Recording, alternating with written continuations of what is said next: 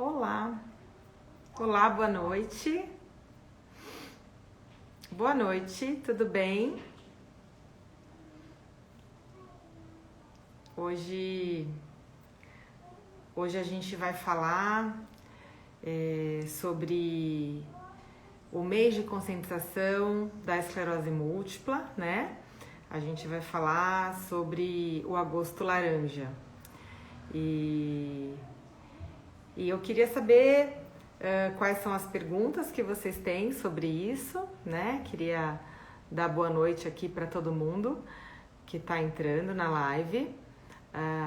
Vou esperar a doutora Samira entrar. Eu sei que ela estava atendendo alguns pacientes e pode ser que ela tenha se atrasado um pouquinho, porque eu mandei uma mensagem agora há pouquinho para ela e eu vi que ela não visualizou. Mas tudo bem, enquanto isso a gente vai começando aqui porque eu marquei com vocês às 20 horas. Então vamos lá. Obrigada a todo mundo que está entrando. Boa noite. E eu queria saber, vocês sabem o que é o agosto laranja?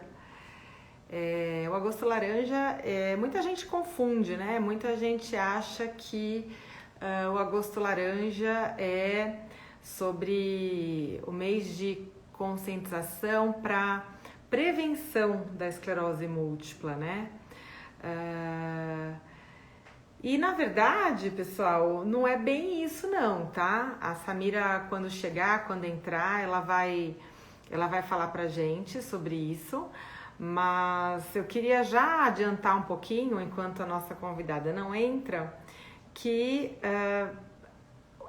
o Agosto Laranja, na verdade, ele veio para conscientizar as pessoas, de alertar para alguns sinais clínicos, né, possíveis aí relacionados à desmelinização, né, à doença da esclerose múltipla, que na verdade é uma doença autoimune que gera inflamações em alguns pedacinhos ali uma capinha que recobre os neurônios, né, a nossa bainha de mielina. E por conta disso, a gente tem a inflamação, o surto, né? O surto da doença, que geralmente se manifesta através de alguma questão neurológica, de algum sintoma físico. Então, quais são esses sintomas principais, né? Então, a gente tem baixa acuidade visual, a gente tem visão dupla, né? Então, podemos ter alterações oculares, a gente também pode ter alterações motoras, né? Metade do corpo ou as duas pernas com dificuldade para movimentar. A gente também pode ter formigamento, parestesias, né? Também dificuldade aí de esfíncter, né? Dificuldade aí para urinar, então ou sensação de bexiga muito presa ou de urina solta, né? Também são manifestações possíveis da doença, tá? E o agosto laranja, ele na verdade não vem com o intuito de prevenção, diferente, por exemplo, do outubro rosa do câncer de mama, né? O outubro rosa, na verdade, a gente tenta prevenir, então de que forma? As pessoas, se fizerem mais exames para prevenir o câncer de mama, elas podem, então, fazer um diagnóstico precoce, saber que não tem e tal. Diferente disso, o agosto laranja, o que ele preza, né,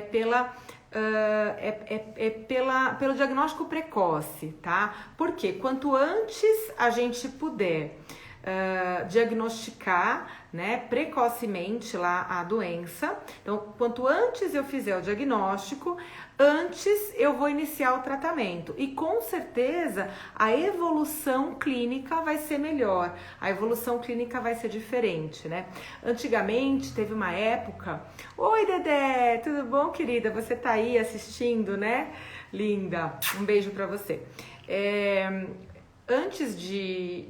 Antigamente, né, quando a doença começou, quando começou a se descobrir sobre esclerose múltipla, desmelinização e tal, a gente não tinha muitas opções de tratamento. Então, não fazia muita diferença você esperar um pouco mais para tratar, enfim. Às vezes existiam até uns protocolos que aguardavam, né? Eu tô só aqui mexendo para ver se... Porque a Samira daqui a pouquinho tá aqui, ela já mandou uma mensagenzinha no zap. Antigamente as pessoas falavam assim, enquanto a gente não tiver certeza absoluta que é esclerose múltipla, não vamos começar o tratamento, porque eram tratamentos com muitos efeitos colaterais, né? Que o paciente tinha um impacto aí funcional muito grande, então a gente esperava o máximo possível. Isso tem mudado, né, ao longo dos anos. Então hoje em dia, com as novas modalidades terapêuticas, né, que a Samira vai falar um pouquinho pra gente sobre isso daqui a pouco, a gente tem o protocolo tem sido iniciar o tratamento o mais precocemente possível, tá? Quanto antes a gente inicia o tratamento, melhor a evolução, tá? Então a gente precisa ter, o agosto laranja ele foi feito para isso, né? Ele foi feito para que quanto antes a gente puder diagnosticar, a gente pode tratar e com isso melhora a evolução.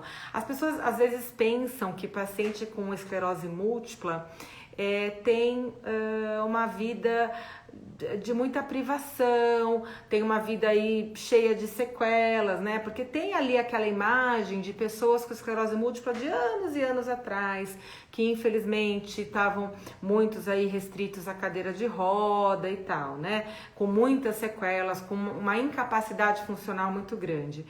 E na verdade, hoje em dia, os pacientes com esclerose múltipla, eu tenho alguns que eu gosto muito que estão aqui me assistindo, né? Os pacientes com esclerose múltipla, hoje em dia, eles convivem com a doença e vivem muito bem, obrigada. Então, eles têm a sua vida, eles trabalham, eles fazem esporte, eles correm, eles nadam, eles têm filhos, enfim, é uma vida completamente... Então, a gente não pode misturar as coisas, tá? O agosto laranja, que é o nosso mês aqui de conscientização, ele vem muito para nos alertar. E é uma campanha que tem ganhado, né, desde 2006, é uma campanha que tem criado corpo aí, né? Muitas pessoas estão se juntando a essa campanha. Então hoje tem corrida, hoje tem palestras, hoje tem um monte de eventos, né? A Ju, minha linda amiga neurologista, Juliane Thanos, acabou de entrar aqui. Então a gente tem muitos eventos acontecendo para conscientizar a população da esclerose múltipla, né? Eu vi aqui que tem umas perguntinhas já, mas eu queria esperar, pessoal, as perguntas para esperar a Samira para responder as perguntas, pode ser? Porque... a Samira chegou. Olá, Sá, tudo bom, querida?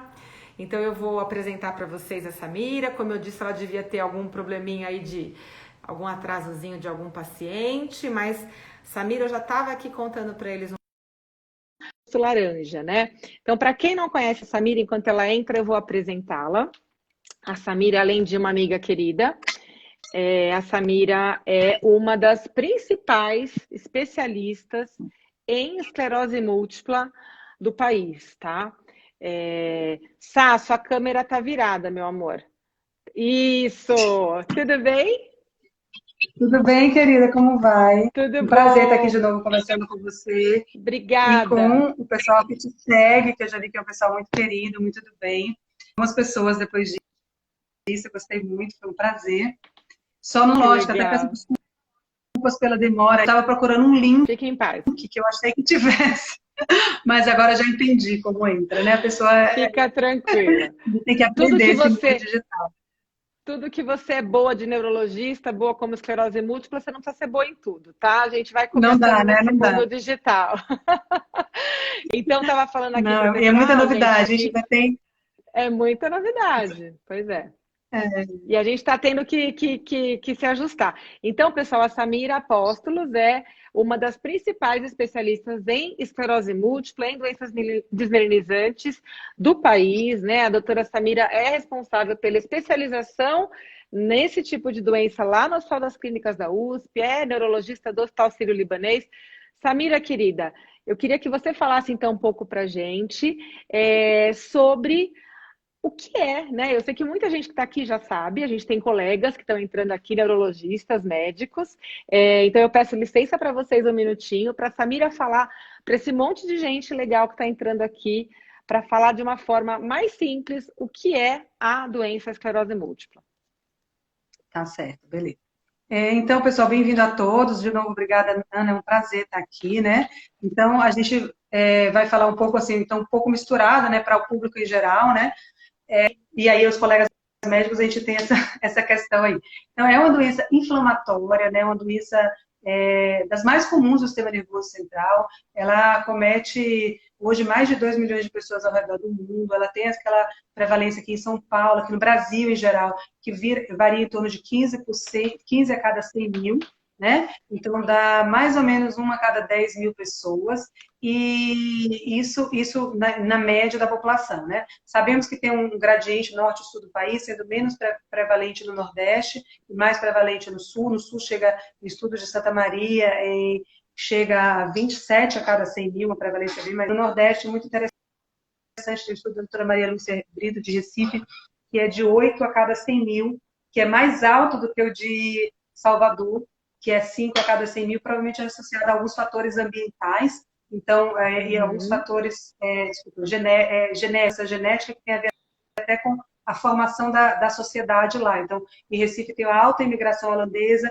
em Salvador é uma das, que é de onde eu vim, né, com maior orgulho, tem uma das maiores populações negras fora da África, né, na verdade, uma das cidades com maiores populações negras fora da África. Então, isso diferencia, porque a doença é uma doença que, enfim, causa só. É uma doença inflamatória, no qual tem um dano imunomediado ao sistema nervoso central. Esse dano é dito desmielinizante, mas ele não pega só a substância branca, também pega a substância cinzenta, pega núcleos celulares, pode pegar o córtex ou região justa cortical. E esse dano é causado por uma causa inflamatória. Quer dizer, existe alguma reação imunomediada, não um anticorpo direto ali, mas alguma reação imunomediada que lesa aquelas vias neuronais, e por conta disso, o que o paciente apresenta? Ele apresenta sintomas visuais, pode apresentar sintomas sensitivos, tanto sintomas que a gente chama negativo, que é de perda de sensibilidade, como sensitivos, que são sensação de choque, de dor ou de alteração da sensibilidade, sentir um toque fino, sentir como estímulo doloroso. Então, pode também ter sintomas visuais sensitivos, abre ali em torno de 50% a 60% dos pacientes, ou até 70% em algumas séries. Mas outros pacientes podem começar o quadro com sintomas motores, com sintomas ou seja, perda de força, perda de coordenação, tanto pode ser em membros superiores como membros inferiores, pode se manifestar com perda da destreza ou com perda da capacidade de andar. Isso é muito confundido, às vezes, com sintomas não orgânicos, que são sintomas emocionais, que muitas vezes os pacientes apresentam. Às vezes, os pacientes podem começar também com sintomas de urgência urinária, incontinência urinária, isso é um fato comum. E é importante falar também que em torno de, menos comum, mas em torno de 2 a 3% dos pacientes pode começar, inclusive, só com sintomas psiquiátricos, né? Daí, só psiquiátricos é em torno de 2%, mas alteração de memória, alteração cognitiva pode acontecer ali em 5 a 10% dos pacientes até no primeiro episódio. Então, é uma doença que pode acometer qualquer via do sistema nervoso. Então, vias da motricidade, via da força, via do equilíbrio, da sensibilidade. E a base para isso é esse dano imunológico causado por essa inflamação. E aí acontece em todo mundo. Eu estava falando ali da questão da distribuição no Brasil, do gradiente norte-sul. Então, ela acontece mais em pessoas de origem caucasóide, são pessoas de origem branca, mas pode acontecer em qualquer grupo étnico, em qualquer grupo de origem, né, de cor de pele. No Brasil é sempre muito ruim falar de grupos de raças ou de cor de pele. Eu sempre tenho dúvida, então, do termo certo também. Eu acho que é um tema me aprofundar mais, do qual o termo mais certo para usar, né? Mas a gente tem feito várias pesquisas na UFSM, sempre a gente usa qual o termo mais adequado. Mas o termo mais adequado talvez seria cor da pele, que era a cor que a gente refere no IBGE. E no Brasil que se viu, até um estudo muito legal de uma das professoras de Botucatu, que eu tenho trabalhado junto aqui nessa era Covid, para estudar os pacientes de Covid daqui do Brasil, que ela mostra que o HLA de pessoas, quer dizer, a perfil genético que a gente colhe no sangue de pessoas do Brasil com esclerose múltipla, mesmo quando a pessoa tem uma herança branca associada, mesmo quando ela é branca, tem uma herança de cor de pele negra associada. Então, é muito misturado. Mas o que eu queria dizer é que, de forma geral, é mais comum em brancos do que afrodescendentes, ela é mais comum em mulheres do que em homens, 2 a 3 vezes para 1. É mais comum na faixa etária de 20 a 40 anos, mas a gente tem visto um aumento da incidência nas pessoas mais jovens. Então, antigamente era só 5% que começava menos com 18 anos, e chega a 10%. Isso tem um ganho direto com outro fator inflamatório que a gente tem visto recentemente, que é a obesidade. A obesidade é inflamatória, então a obesidade na infância e na adolescência está associada ao risco maior de ter a doença no final da adolescência ou na idade adulta. Tá? Então, isso é uma coisa importante. Então, a origem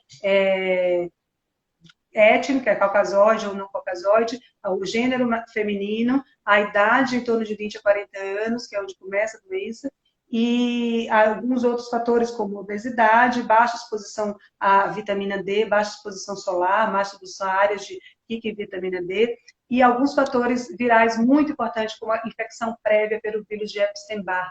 Ele é presente em 95 a 99% dos pacientes com esclerose múltipla. O vírus Epstein-Barr, para quem não lembra, não conhece, é aquele que causa mononucleose e está associado realmente a uma série de outras doenças, inclusive algumas doenças linfoproliferativas, como alguma forma de linfoma, na forma grave. Na maioria das pessoas, ele só dá aquele inchaço na garganta, doença leve, mas ter essa infecção aumenta o risco de ter a doença esclerose múltipla. Então, isso é um fator que a gente pode ficar atento. E um outro fator importante, porque inclusive ele é tratável, ele é modificável, é a presença de tabagismo. Então, o tabagismo é associado a um risco muito aumentado da doença. Então, o tabagismo é uma forma da gente tratar. E mais ainda, em quem tem a doença e é tabagista, o risco de ter uma ação da incapacidade funcional e risco de ter incapacidades motoras significativas pela doença é significativamente mais alto, cerca de 10 vezes mais alto. Então, é muito importante cessar o tabagismo. 10 vezes mais alto. E aí, nesse contexto, então, de tudo que você está falando para a gente, de todas as possíveis causas, claro que ainda não é uma doença, ainda é uma doença que não se sabe exatamente de onde vem, né? Tem uma série de estudos. E aí, então, foi criado o Agosto Laranja, né? Desde 2006 e tal, um pouco para conscientizar a população e tal, e até por isso que eu te convidei mais uma vez para estar aqui com a gente. Então, explica para a gente um pouquinho, Sá, assim, sobre o Agosto Laranja, né? Que campanha é essa? Qual é o objetivo maior? Então, na verdade, o Dia da Esclerose Múltipla já existia, né? Em 2009 foi oficializado no dia 30 de maio de cada ano, né? Foi esse oficializado pela Multiple Sclerosis International Foundation, mas o mês de agosto foi escolhido por ser fora do Dia Especial da Esclerose Múltipla, um mês de conscientização geral, não só para EMES, tem outras doenças que também usam esse termo, e o laranja, porque o laranja tem essa coisa de ser uma cor vibrante, ousada, uma cor relacionada com determinação, com foco, né? Então, deixa assim, essa marca da vontade de vencer a esclerose múltipla, de ter uma movimentação da sociedade para também vencer, reduzir os impactos da doença, tanto na vida geral, como da população portadora da doença, como dos familiares que têm que conviver, que têm que entender essa doença, para conscientização mesmo. E eu acho que isso tem um fator importante, né, que impacta o controle da doença. Então, o laranja foi adotado em vários eventos como a cor oficial da esclerose múltipla, né? Ele foi adotado como a cor da esclerose múltipla em mais de 60 países ao redor do mundo. Então, acho que isso, desde 2017, tem firmado esse pé, assim, de que é o dia da esclerose múltipla. E eu acho que assim, os dias podem variar entre um dia e o outro, mas o importante é ter esse ciclo de você ter um dia que a gente vai lembrar dessa doença, que a gente vai cuidar disso, que a gente vai informar, que a gente vai tirar os preconceitos envolvidos com a doença, porque o preconceito é muito grande, que a maioria dos pacientes com esclerose múltipla vai ter uma vida boa se tratado precocemente, ele pode ter uma vida com qualidade de vida excelente e ele deve ter todos os cuidados com a saúde, como qualquer outra doença crônica, como quem tem pressão alta, como quem tem diabetes, como quem tem hipotireoidismo. Eu sempre falo isso porque, embora a gente fale, né, do risco de capacidade motora, do risco de capacidade até cognitiva, eu falo que junto com a doença vem muita resiliência. Eu vejo os pacientes que eu admiro muito nos pacientes é o grau da capacidade que eles têm de se reinventar, de ter resiliência, de correr atrás. E quanto mais isso eles têm, mais sucesso terapêutico é alcançado. Então, eu vejo que isso é muito importante. E, lamentavelmente, a gente tem muito que fala, Ana. Não. Eu só ia te falar justamente que antes de você entrar, eu estava dando né, um panorama geral para as pessoas sobre a doença e o agosto laranja. E uma coisa que eu também disse, e aí você me corrige se você estiver errada, porque a especialista aqui é você, na questão de que o agosto laranja seria para que as pessoas também se conscientizem da importância do diagnóstico precoce, né? Quer dizer que hoje, com tantas possibilidades terapêuticas, né? Porque tem algumas doenças que algumas pessoas ainda acham que é melhor eu nem saber se eu tiver, né? A gente ouve isso de alguns tipos de câncer, de algumas doenças infecciosas, de algumas doenças crônicas. E eu acho que é um pouco isso também, para que as pessoas enfrentem esse medo, busquem um diagnóstico precoce e enfrentem o tratamento assim que possível. Iniciem o tratamento, não enfrentem, mas iniciem o tratamento precoce, porque a gente tem hoje inúmeras opções, né? Com certeza, Ana. E assim, hoje a gente sabe que o atraso, né, o atraso no tratamento, no diagnóstico e no tratamento, em 2 a 5 anos, impacta muito na resposta terapêutica tardia. Os pacientes que são tratados desde o começo, eles ficam muito melhores após 5, 7, 10 anos de doença. Um impacto muito significativo, a ponto de que, assim, o que mostra que, antigamente, se a gente pegar estudos de... Antigamente, quando eu digo, é 20 anos atrás, então não é nem tanto antigamente assim. Quando a gente se formou, hein? Não vai falar muito isso, não que a gente vai se entregar. É isso mesmo. Então, a gente via, né, e eu falo isso para toda pessoa, principalmente as meninas jovens que a gente diagnostica com 20 a 30 anos, né, com a doença, eu falo, gente, a vida pode ser, aliás, tem pacientes que falam, minha vida é muito mais plena, eu valorizo muito mais a vida, eu valorizo muito mais uma qualidade de vida boa após a doença, né? Porque agora eu foco mais em mim, no que é importante para mim, eu me cuido melhor. Mas a gente via anteriormente, eu tenho alguns pacientes que chegam assim aos prantos, para a segunda opinião, para o diagnóstico, com incapacidade. A gente via quando a gente fez no ambulatório, né, que tinha cadeira de rodas no ambulatório. Hoje, quem faz ambulatório hoje, a gente não vê isso. Isso é bem menos comum, são poucos pacientes, porque provavelmente são aqueles que não foram tratados desde o começo, que ficaram lá atrás e não eram tratados adequadamente. Então, imagina que é uma doença de diagnóstico e tratamento tão novo que até 85, 89 não existia tratamento para a doença. Daí começaram os interferons, né? Que os interferons, imaginem vocês, que tinham eficácia de 20% para controlar os surtos, de 50% a 60% para controlar as doenças, para controlar a taxa de doença. E hoje esse tratamento mudou, a gente, o foco aqui não é falar de tratamento, mas assim, o tratamento mudou, existem remédios muito mais eficazes, existe uma postura de você poder fazer um tratamento muito mais eficaz desde o começo, nos casos que tem uma doença que é considerada altamente ativa, assim como uma postura de você fazer um tratamento escalonado em alguns casos onde a doença está começando leve, né? Então, se a doença está sendo leve, não tem porque você começar com tratamento até o momento, não existe evidência de você começar com tratamento de alta eficácia em todo mundo. Tem uma pessoa que entrou aqui, né, que cita exatamente isso, né? Eu fui diagnosticada há 10 anos e só tive apenas um surto. Então, teve apenas tem uma doença leve. Então, essa pessoa não precisa necessariamente usar com remédio de alta eficácia que acarreta outros riscos. A gente tem que pensar caso a caso. A gente está caminhando para uma medicina muito individualizada, e a gente vai vendo personalizada, caso a caso, qual o remédio ideal para esse paciente. E às vezes a gente fica até triste quando a gente pega um paciente que está evoluindo com falha, tendo doença, e o colega não consegue ajustar o tratamento. O contrário também é verdadeiro. É quando vê um paciente que tem uma doença muito leve, e às vezes, até na ânsia de querer tratar e dar o melhor tratamento possível para o paciente, às vezes é dada uma medicação que talvez seja mais agressiva do que a própria doença. Então, tudo isso tem que ser pesado, esse risco tem que ser conversado com o paciente, tudo isso tem que ser compartilhado, porque quanto mais a gente informa o paciente sobre as possibilidades, melhor para o futuro dele. Eu costumo pegar uma tabela, mostro que eu tenho aquilo que eu mostro para o paciente, converso com ele, explico sobre riscos e benefícios de cada uma das coisas, mas insisto muito no diagnóstico precoce, no tratamento precoce. A gente vê Exato. que às vezes no HC, Ana, você viu isso comigo quando você rodava lá, né? A gente via que às vezes o paciente chegava lá depois de 2 ou 3 anos sem diagnóstico, né? Então, uma das funções do agosto laranja é conscientizar o paciente que ele precisa procurar o médico, conscientizar também os colegas, né? Que em caso de suspeita deve ser avaliado, se não consegue fazer o diagnóstico, um caminho para quem consegue, para ser feito o diagnóstico de forma mais precoce possível. Uhum, perfeito, perfeito. A Raquel Ferrer está perguntando aqui que tipo de surto, né, no início da doença.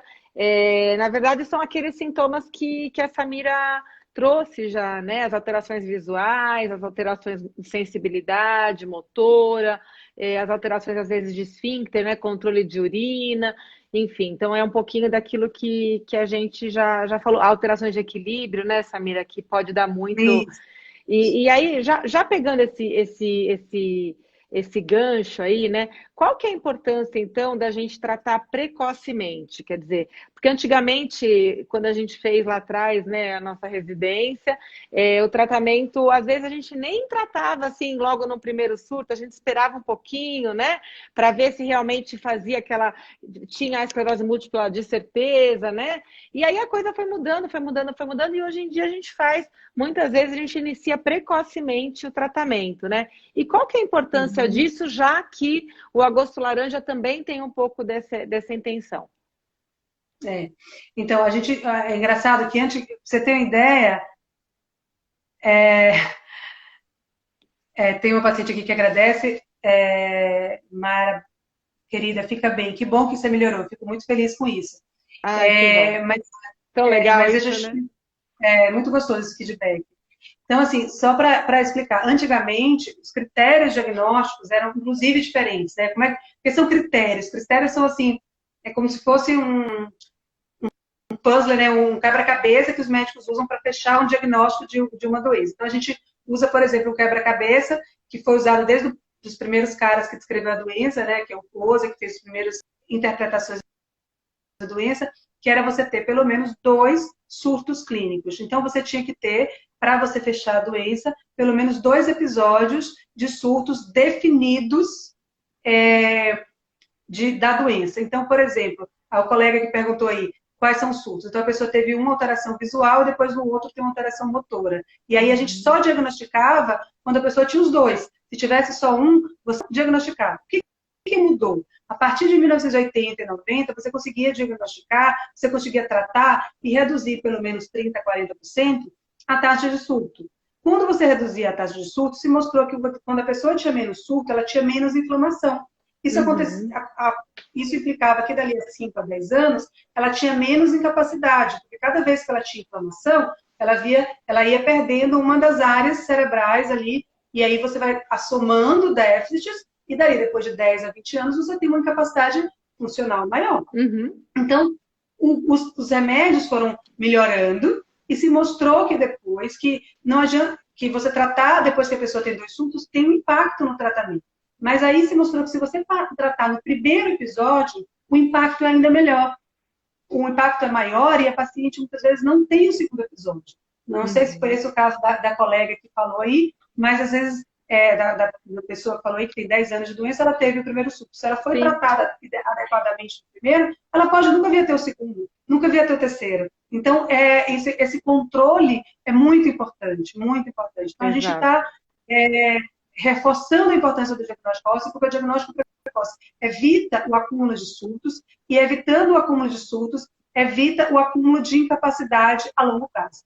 Tá? Uhum. E Então, aí eu acho que diminui, é com muito isso importante diminui o número, diminui a quantidade de sequelas, né? a O de tanto que sequela, o tanto que a minha vida vai mudar perante a doença, né? e o tanto que a minha capacidade, a minha, a minha capacidade de ser independente, de fazer todas as atividades do dia a dia, de andar, de pedalar, de correr, de fazer todas as Uhum. atividades do dia a dia, pode ser impactado pela doença. Então, quanto mais a gente tem um diagnóstico precoce, melhor a longo prazo, para o tratamento precoce, melhor a longo prazo. Para a gente ter uma ideia, quando a gente estava falando no começo, né, das pacientes antigas que evoluíam para ter uma fase de precisar de apoio para andar ou até carreira de rodas, tal. Isso acontecia antigamente em até 50 a 70% dos pacientes com a doença depois de 20 anos de doença. 20 a 30 anos. O que impacta? Se a pessoa começou a doença com 20 anos, depois de 20 a 30 anos, ela ia ter 40, 50 anos. E aí ela teria um risco de 50 a 70% de estar com restrição para andar, precisando de apoio para andar, ou de ajuda de um suporte, de bengala, de cadeira de rodas. Isso mudou drasticamente. Que é um impacto muito super, super importante. Então, para cerca de 10 a 20%. Não, com certeza. Que não evoluem, que só 10 a 20% que podem evoluir para a forma progressiva, depois de, então, alguma dos ouvintes, dos nossos seguidores perguntou aí justamente, como é que eu sei se eu vou virar progressiva? Né? O virar progressiva é se você começa a ter, não apresenta mais tanto surto, mas começa a ter progressão da dificuldade para andar, progressão da dificuldade de força em membros superiores, ou de coordenação, ou progressão da dificuldade de cognição, qualquer progressão que está independente de surto. E isso, hoje, com os tratamentos adequados, acontece em um número cada vez menor de pacientes. E é por isso que o reforço dessa data para chamar a atenção é para que, assim, olha, vamos pensar, se você está com uma estranha, procure um neurologista, porque fazer o diagnóstico precoce vai fazer com que você chegue melhor aos 20, aos 30, aos 40, aos 50. Isso é uma coisa importante. Até lembrando, Ana, até porque tem um aí, e às vezes quando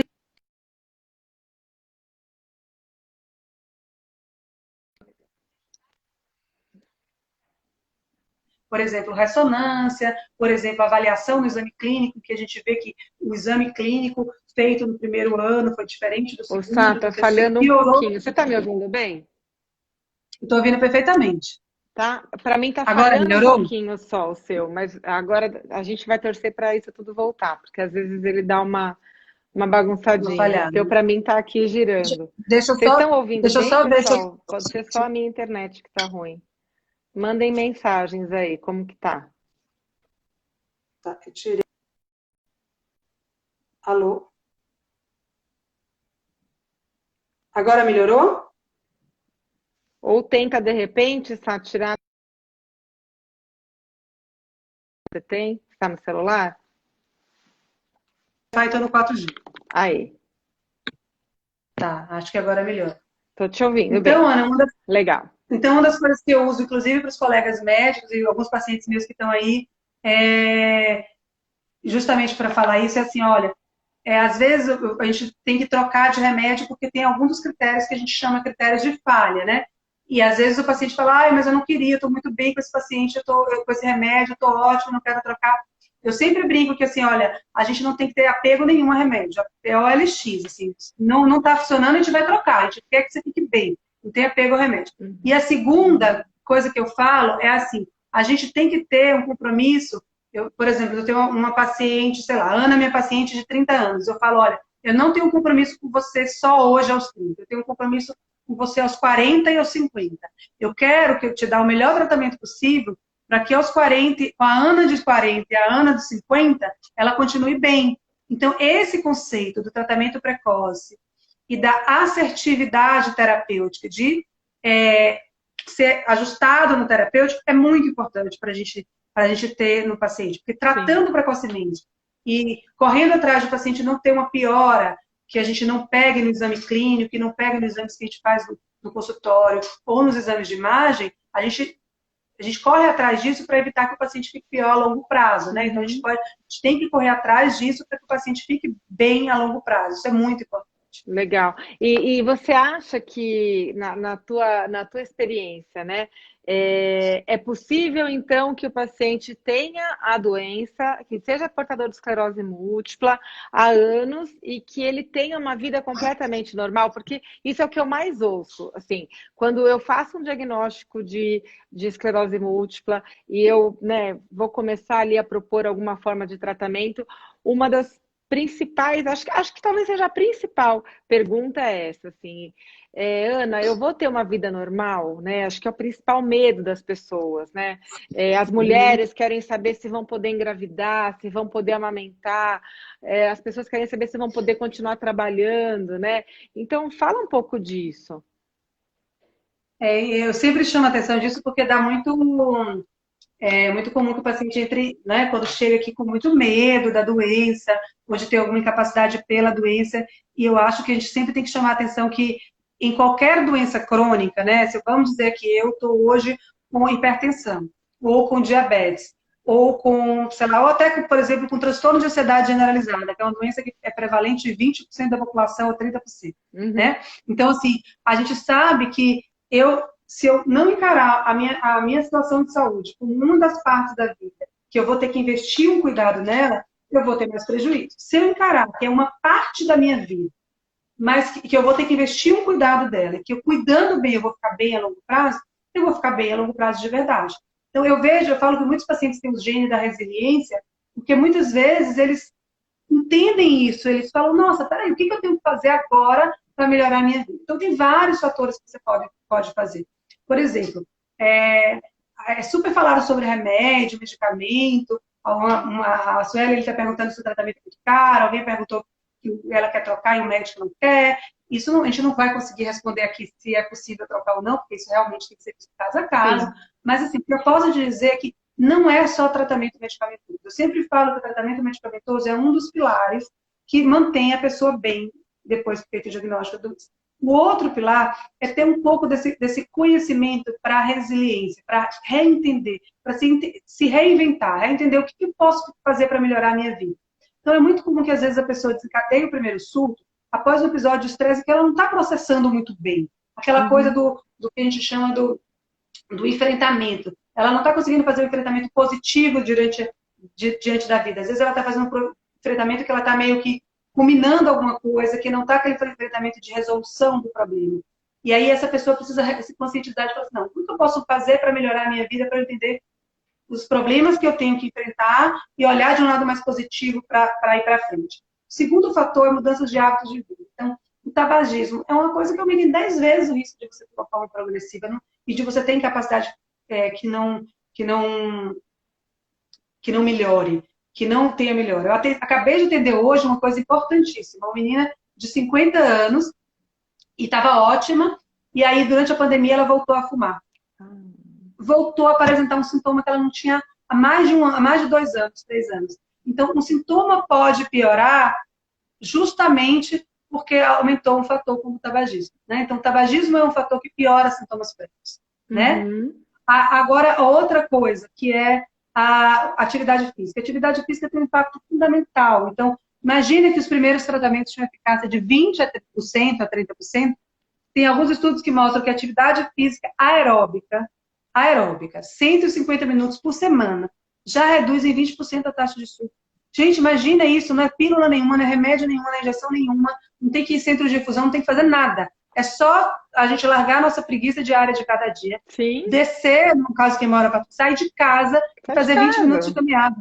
Fazer 20 a 30 minutos, isso libera endorfinas, isso melhora as citocinas, diminui as citocinas pró-inflamatórias. Citocinas são proteínas que são relacionadas a essa coisa de inflamação e de doença autoimune, diminui a inflamação. Então, assim, a gente tem que ter essa consciência e buscar melhorar isso, tá? Então, assim, atividade física, evitar tabagismo, ter um pensamento mais positivo em relação à vida, buscar isso, fazer meditação, se conhecer melhor.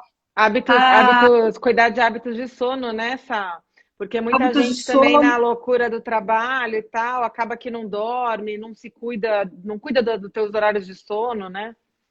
E a privação de sono está associada a piora de várias doenças, inclusive da esclerose múltipla, a privação contínua. E a dieta, né, Ana? Então, assim, ter uma dieta...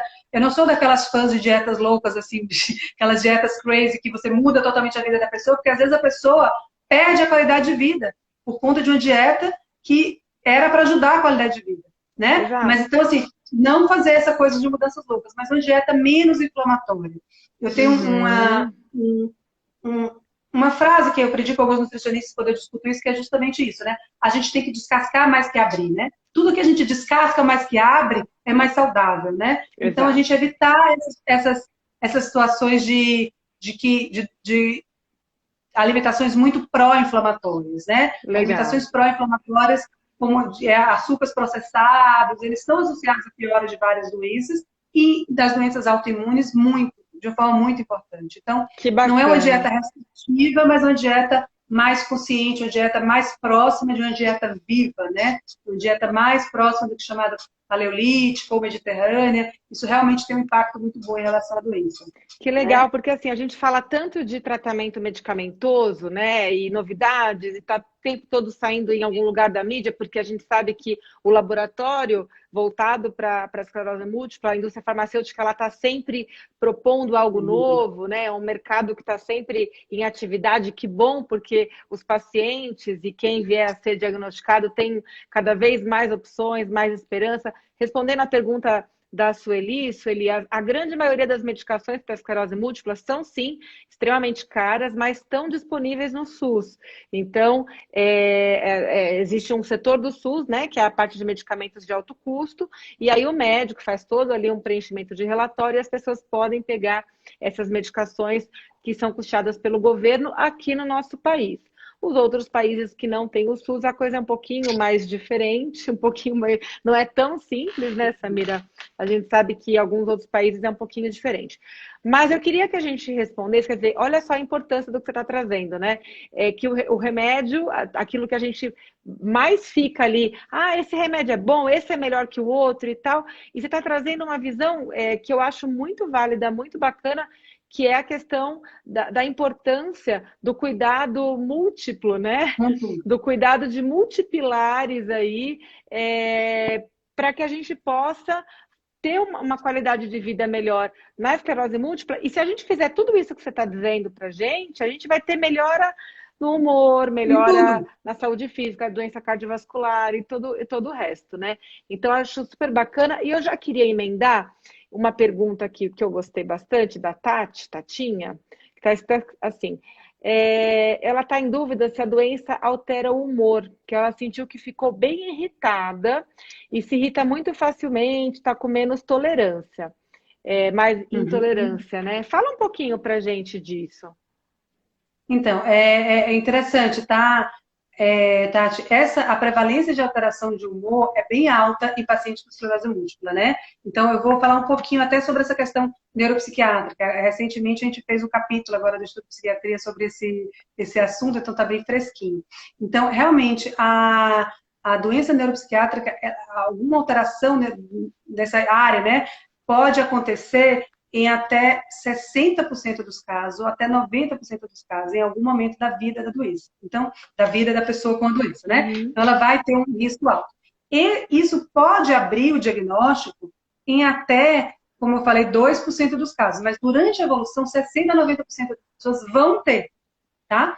E aí, como é que é essa questão de diagnóstico? O distúrbio do humor, ele acontece de forma significativa mais em pacientes com esclerose múltipla do que em pacientes que não têm esclerose múltipla. Então, 10 chega até, inclusive, esse número, né? De 10 vezes mais, né? 60%, 70% podem ter depressão, podem ter alterações do humor durante a evolução da doença. Então, isso é muito importante. Outro achado em comum, além da alteração do humor, é maior risco, inclusive, de doença de transtorno afetivo bipolar. Ele é mais comum em pacientes com esclerose múltipla do que em que não tem esclerose múltipla. Então, é muito mais prevalente. Além disso, existem algumas medicações que podem levar à alteração do humor, né? Então, é importante frisar também, né? Isso aí, eu falo sempre que informação é poder, né? Quando a gente informa o paciente, a gente dá para ele a possibilidade dele escolher o que ele quer fazer. Então, a alteração de humor é extremamente importante em pacientes com esclerose múltipla usando interferons em geral. Não gosto muito de falar dos remédios em si, mas o uso do interferon é associado ao risco muito significativo de alteração do humor. Então, nesse caso, eu acho que vale a pena a gente falar que se a alteração do humor veio depois do uso do interferon, isso depois de um mês que você suspende o interferon, tem uma queda muito importante dessa alteração. Mas alterações do humor, em geral, acontece durante a doença, né? A depressão vai acontecer ali 50%, 60%, e alterações do humor, em geral, fica ali também em torno disso, 40%, 50%, 30% em alguns estudos, em algumas séries. Eu acho sempre bom de citar, importante citar que até risco de alteração depressiva com ideação suicida, a gente tem que falar desse termo, quando a gente não fala, fica embotado, então a gente tem que trazer à tona, porque se a paciente pensou, teve pensamento, ela tem que falar com o médico, ela tem que conversar com o médico, porque ela tem sim o estigma de uma doença crônica, isso pesa, né? Às vezes ela passa por um outro problema de vida, mais o estigma da doença crônica vai pesando, né? Então, 25 a 30% dessa população pode ter ideação suicida, e essa taxa de suicídio chega a ser 2 vezes maior na população com esclerose múltipla do que na população sem esclerose múltipla. Então, é muito importante esse tratamento precoce e esse conhecimento, porque se eu tenho esse conhecimento, eu vou falar assim, então eu vou correr atrás disso, eu vou procurar ajuda, né? Uhum. Com certeza. Isso é muito importante em todos os casos, sabe? Além disso, lembrar que transtornos de ansiedade, tipo toque, transtornos de pânico, também são mais prevalentes, chegam aí a, por exemplo, 10, 20%, 30% em relação a transtornos ansiosos em geral, toque, transtornos de pânico em torno de 10%, até transtornos de ansiedade social podem acontecer também disso, e até eu acho que é importante frisar, porque, de novo, né, não que eu acho que vai acontecer, mas conhecimento é poder. Até transtornos mais importantes, como quadros de psicose, são mais comuns, 3 vezes mais comum na população com esclerose múltipla do que na população geral, e inclusive a doença conhecida como esquizofrenia. Então, acho que é importante citar isso, né? Claro. E tem até uma perguntinha aqui, só para você já emendar o gancho, porque tem relação. A Maria Clarice está perguntando se o estresse aumenta o risco de ter um surto. Acho que é legal e tem tudo a ver com o que você está falando. Sim, sim. Tem até um colega que estudou isso no HC, eu vou até aproveitar o momento para falar isso, né? Passou aqui o doutor Leandro, né? Não sei se ainda está aí nos ouvindo. Querido, parabéns para você pelos seus livros. Está aqui no meu consultório o seu livro para os pacientes lerem depois. Eu vou querer que você autografe. Agora que eu vi que o Leandro entrou aqui. Leandro, querido, beijo para ele. Ele também me deu todos os livros que eu tô amando. Eu tô no 3º já e amei. Não é perfeito o livro dele. Demais. Então, e aí eu falando aqui de ansiedade, com sumidade aqui, como Leandro, né? Pois é. Que vergonha, esconde. Não é? Ele tem que vir aqui outra vez para falar que eu vou fazer questão de assistir. Então, a ansiedade, sim, é um fator de risco da doença, e para a doença com mais atividade, né? Uhum. Eu tenho visto, assim, que os pacientes que estão com mais transtornos ansiosos, eles têm geralmente mais atividade da doença. Isso é impressão clínica que foi validada em alguns estudos, tem alguns estudos que mostram isso, né? Que você tem uns transtornos de estresse pós-traumático, algum estresse que estava mal, como a gente falou, né? Um enfrentamento inadequado, que não estava que não está bem resolvido, é muito mais associado a principalmente aquele primeiro surto. Isso é muito importante da gente pensar que se eu tenho algum fator que não está bem resolvido, eu vou tratar isso também, porque isso faz parte do meu tratamento, para eu ficar melhor a longo prazo. Então, é uma sensação subjetiva. Quem perguntou isso foi Você lembra aí quem perguntou? Mas, assim, não me lembro agora. Está entrando um monte de perguntas. Então, assim, eu vou te respeitar. O surto pode ser uma causa relacionada ao estresse? Sim, o estresse piora qualquer doença e sim aumenta a taxa de surto. É a percepção clínica. Do ponto de vista de estudo de estatística, nem todos os estudos comprovaram esse dado, mas em geral, sim. A ideia, atendendo, né, esclerose múltipla várias tardes no consultório, 3 manhãs no HC, eu posso dizer que, com certeza, eu tenho essa percepção, que o aumento do estresse está associado a um surto, um risco maior de surto, tá? Eu acho que isso é muito o nosso amigo também, querido aqui, o professor Vitor Fiorini, tá aqui também mandando coraçõezinhos, tá aqui com a gente também. Oi, Vitor, um beijo para você. Beijo, Vitinho. Imagina, olha, é uma honra ter ensinado. O Leandro disse que eu ensinei muito. Uma honra, Leandro, de verdade. Vitinho também mora no meu coração, professor querido agora, ensinando vários alunos aí. Eu tenho alguns conhecidos que são alunos do Vitor e super elogios, porque imagina a aula do Vitor. Deve ser ótima, divertidíssima. Deve ser ótima, né? Pois é. Tem uma pergunta que, assim, eu não sabia se a gente ia entrar ou não nessa questão, mas já que ela surgiu, eu vou fazer e já vou deixar aqui para vocês um recadinho, que é o seguinte. Como não vai dar tempo de falar tudo, eu sei que tem muita gente que está me seguindo aí nos últimos meses, mas eu fiz uma live com a Samira, você lembra quando foi abril ou maio, né? acho que foi entre abril e maio, no meio da pandemia, tá? E essa live que eu fiz com a Samira foi muito legal e a gente falou muito sobre esclerose múltipla, Covid, se aumenta risco, se não aumenta. A gente falou muito sobre os tipos de tratamento e lá a gente pôde esmiuçar direitinho. E essa live, pessoal, tá salva lá no meu canal do YouTube. Então, quem quiser ouvir mais a Samira falando, inclusive eu quando mando alguns pacientes para a Samira, eu falo assim, ó, você quer conhecer essa mulher? Assiste a live que eu fiz com ela que você vai ficar de queixo caído. E aí eles falou, ela é boa mesmo. Realmente. Então vocês podem ir lá e lá vocês vão ter mais um monte de informação, tá bom? Mas aí eu queria pegar aqui um gancho que apareceu, que é a Luzana Oliveira. Ela fala assim, se a gente podia falar do tratamento com a vitamina D, que é a nossa grande questão aí, né? Eu acho que é uma das principais controvérsias que tem no tratamento da esclerose múltipla. Vamos falar então, Sá, da vitamina D? Vou falar. Eu vou só... Luzan Oliveira é uma querida do coração, conheço muito. Ah, você conhece? Tá. Conheço, é Luzan.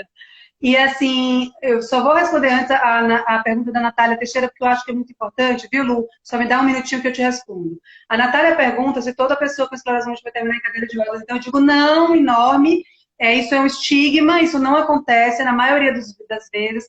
Com o tratamento precoce, essa realidade mudou. Isso chegava a 50% dos casos antes do estudo, que a gente chama de estudos, antes dos estudos com remédio. Isso quer dizer estudos de história natural. Se você pega a doença e deixa ela correr solta, sem nenhuma interferência, sem nada para parar a doença, para parar esse processo inflamatório. Aí isso chega ali nesses 50% após 20 a 30 anos de doença. Hoje em dia, isso chega a 10 a 20%. Então, não é que nunca vai ficar, mas acontece na minoria dos casos, desde que seja adequadamente tratado, tá? Acho que isso é importante, porque eu tenho visto tanto preconceito também, que a vida, às vezes, fica ruim pelo preconceito que a pessoa enfrenta, né? Eu acho que isso é muito importante, né? Da gente falar que isso não é verdade. Não, a maioria das vezes, não. Perfeito. Tá? E a sua opinião sobre a vitamina D? Vamos lá. Então, olha só, a gente sabe que a vitamina D, ponto 1, tem um papel nas doenças autoimunes, tá? Então, assim, em geral, então, se a gente pegar estudos de vitamina D e asma, estudos de vitamina D e outras doenças, como dermatite psoriática, a gente vai achar alguma associação. Ponto.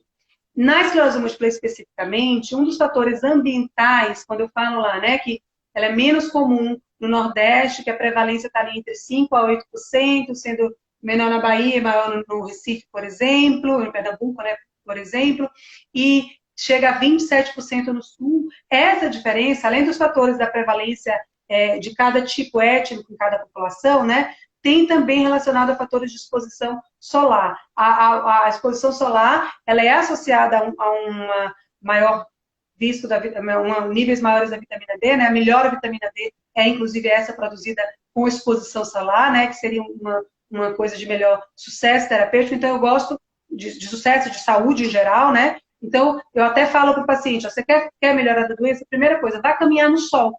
Faz 30 minutos de caminhada no sol. Você já resolve 2 problemas. E isso, então, impacta muito a doença em relação ao risco de doença. Então, tem vários estudos mostrando que abaixos níveis de vitamina D estão associados à doença. Tá? Outros estudos mostrou que quem tem os níveis no percentil mais baixo, 20 a 30, para valores de referência dos maiores laboratórios mais comuns aqui, tem até uma taxa maior de surto. Então, níveis mais baixos estão associados a uma taxa maior de surto. Então, você fala, nossa, então tá fácil, tá resolvido. Mas aí, é por isso que a medicina existe um certo purismo de ciência, e não é no aspecto ruim, é no aspecto bom, porque aí se eu der vitamina D para todo mundo, quer dizer que vai todo mundo melhorar? Não necessariamente todo mundo, não necessariamente vai impactar em todo mundo, né? Vários estudos mostraram que se você usa vitamina D e você mantém o nível de vitamina D no nível normal ou normal alto, a taxa de doença autoimune melhora, né, em geral, da M e idem, mas não altas doses de vitamina D. E aí algumas pessoas pegam esse gancho e usam, assim, até de uma forma que eu acho que beira aí a questão da ética, enfim, isso é uma coisa que vocês precisam se informar mais para entenderem, e começam a dizer que altas doses de vitamina D vai resolver a questão. e muitas vezes orientando o paciente a parar o tratamento. E isso é o que é mais deletério, porque você tira a oportunidade do paciente ser tratado adequadamente e dá para ele um tratamento que não é adequado para a situação dele. Então, a gente precisa muito ter essa noção de que altas doses de vitamina D não é uma coisa que vai fazer diferença na vida da pessoa. Porém, manter os níveis de vitamina D adequados, sim, em alguns estudos, pode fazer diferença na vida da pessoa. Entendeu? Então, eu acho que isso é muito importante. Porque também tem outras pessoas que são extremamente, e eu tenho alguns colegas que são extremamente caxias, e falam, não põe vitamina D em ninguém. Isso não é verdade. Se ele tivesse asma, ou se fosse um idoso com perda de memória, e tivesse níveis de vitamina D mais baixos, provavelmente você reporia. Se fosse um paciente que usa com doença reumatológica, você reporia. Por que não repor esse paciente? Então, sim, a gente tem que repor. Mas, por outro lado, a gente não precisa de altas doses. Eu preciso deixar esse paciente dentro do nível normal, provavelmente no nível normal, normal alto, que está ok, está muito bom. E é o que se mostrou melhor eficácia. Não existe nenhum estudo mostrando que altas doses de vitamina D, nenhum estudo sério, nenhum estudo feito de forma adequada, que altas doses de vitamina D vai aumentar a eficácia da doença, que a doença vai ficar melhor tratada. Isso não existe.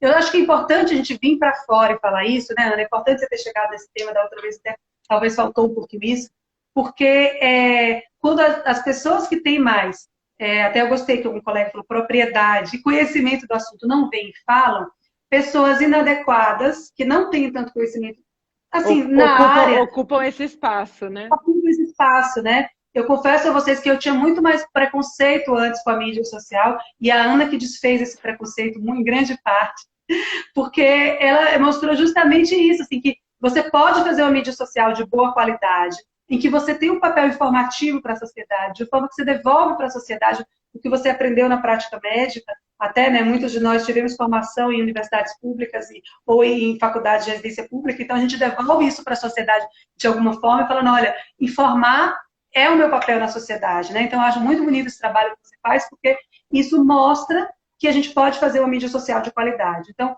eu hoje venho sempre, eu antes evitava um pouco para lá, achava que era um tema meio, porque às vezes também tem uma coisa de um grupo que é meio que usa a vitamina D meio como se fosse uma seita religiosa. Como assim você não acredita? Então, você vai deixar de me tratar e isso é uma coisa muito ruim, né? Recentemente eu atendi na clínica hospital privado, um paciente de 60 anos, que talvez já não tivesse a doença sob controle há mais de 10 anos, que talvez nem precisava, talvez, tratar, que estava há 10 anos usando altas doses de vitamina D, porque ele teve muitos efeitos colaterais, inclusive depressão, com o uso de outros remédios. Entre eles, eu vou falar o Impefro que ele usava antes. Aí ele tirou o remédio, ficou chateado, porque o médico não acreditou que ele estava com sintomas depressivos. Aí tem toda aquela questão do médico-paciente, a relação médico-paciente com o médico mais ortodoxo, mais científico, mas com relação médico-paciente ruim. E aí ele foi procurar a equipe que trata com altas doses de vitamina D, uma dessas aí, sem citar, né, nem nome, nem crédito nenhum, e ele me aparece com 438 de vitamina D. Acima de 100 é tóxico. Ele tem diabetes com insuficiência renal, com a creatinina, para você ter ideia, que é normal, né? Ele seria 0,9 a 1,3, ele estava com 2,8 de creatinina, e justamente há 10 anos precisando, tratando com vitamina D. Então a gente precisa entender que ele não tinha indicação, talvez, nem de tratar a esclerose múltipla com remédio para a esclerose múltipla, porque a doença dele talvez estivesse numa fase sem atividade, que é uma outra questão que se questiona muito, mas existe também. E a pessoa tratando e tendo complicações. Então, acho que é importante a gente chamar a atenção para que isso não é o que deve ser feito. Vários estudos mostraram que altas doses não vai melhorar a qualidade de vida do doente. E tratar com o nível adequado vai melhorar a qualidade de vida do paciente. Olha, tá, eu acho... aqui. Ai, lindo, Gustavinho. Gustavinho, lindo no coração. Pri, minha amiga também, um beijo, querida, que me deixou uma mensagem linda. Infelizmente, muito infelizmente, a gente precisa finalizar, porque senão a live cai e não fica gravada. Pessoal, a live vai ficar salva no meu IGTV, depois vai lá para o meu canal do YouTube. A minha primeira live com a Samira, que foi top, a gente falou de Covid, falou mais de tratamento, também tá lá. Se vocês quiserem encontrar a Samira, doutorasamira.neuro, é isso, né, Sá? Samira.neuro, não tem Samira, tá, Samira.neuro. Samira tem consultório ali na frente do Hospital Sírio-Libanês, porque ela é ultra chique, essa minha amiga, é podre de chique. Minha linda, um beijo enorme para você, Beijo de obrigada. coração, muito obrigada, viu? Estou Obrigada, sempre assim, à linda. disposição, sempre quiser. Um beijo a todos, obrigado pela presença. Obrigada Obrigada, a todos Ana. vocês, beijo. Beijo.